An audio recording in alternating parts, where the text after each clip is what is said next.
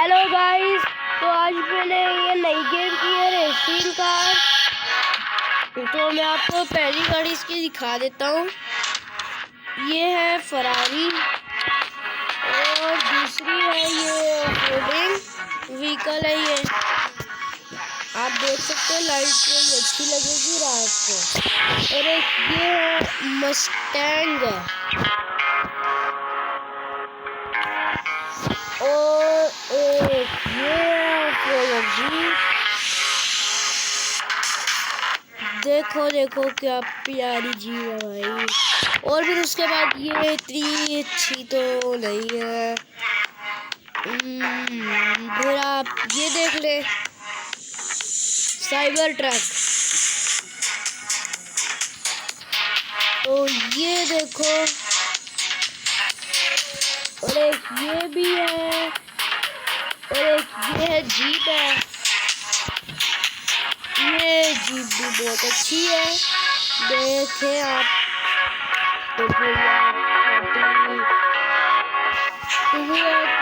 Four है। और उसके बाद ये आती है, और उसके बाद ये निसान GTR आती है, और उसके बाद ये आती है, और फिर इसके बाद ये आती है BMW। और फिर इसके बाद ये आती है, ये शायद हाँ मर्सिडीज की है। और ये है, और ये ऑडी की है। और फिर ये है, फिर ये है, ये फोर्ड का ट्रक है। और फिर ये है, और फिर ये है, और फिर ये है लास्ट कार। तो गाइस ये थी सारी वो कलेक्शन।